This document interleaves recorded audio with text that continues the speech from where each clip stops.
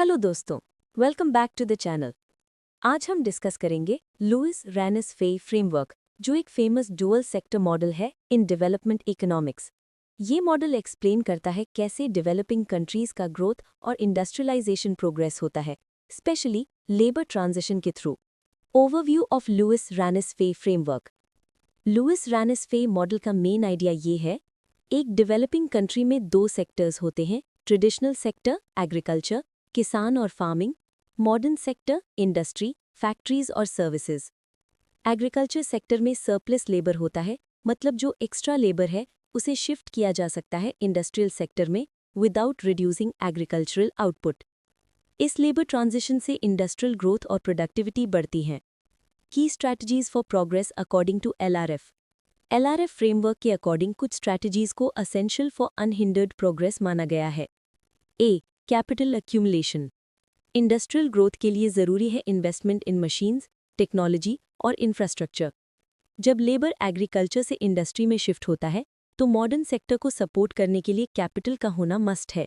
Example, India में textile और steel industry में कैपिटल इन्वेस्टमेंट ने इंडस्ट्रियल सेक्टर को एक्सपैंड किया। B international migration. माइग्रेशन का रोल है लेबर सप्लाई और कैपिटल फ्लो में। माइग्रेंट्स जब डेवलप्ड कंट्रीज में काम करते हैं तो रेमिटेंसेस होम कंट्री में आते हैं, जो इकोनॉमी को बूस्ट करते हैं। ये सरप्लस लेबर प्रॉब्लम को भी थोड़ा सॉल्व करता है। एग्जाम्पल, फिलीपींस और बांग्लादेश में लोग इंटरनेशनल माइग्रेशन के थ्रू होम इकोनॉमी में सपोर्ट भेजते हैं। C green revolution and land reform not core. Land reform important है एग्रीकल्चर के लिए, लेकिन LRF framework mainly industrial growth पर फोकस करता है। प्लानिंग भी जनरल इकोनॉमिक डेवलपमेंट के लिए इंपॉर्टेंट है, लेकिन LRF specifically agriculture to industry transition पे फोकस करता है। Correct answer analysis. तो अगर आपको एग्जाम में क्वेश्चन मिले, Lewis Ranis Fei framework consider the following strategies as essential for unhindered progress. Options है A B E, B A C D, C E, D E. Answer है B green revolution not essential for LRF. D capital accumulation essential for modern sector growth.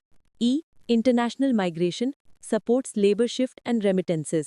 So the correct combination is capital. Key takeaways for exams.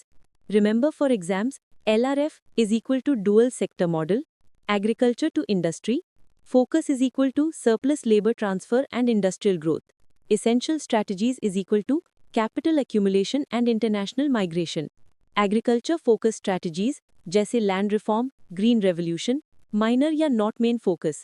Always relate examples to real-world developing countries.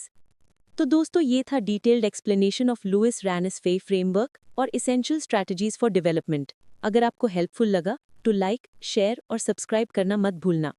Next video में हम discuss करेंगे Louis Ranis Fei model का diagram और step by step labour transfer mechanism, जो exams में बहुत common है।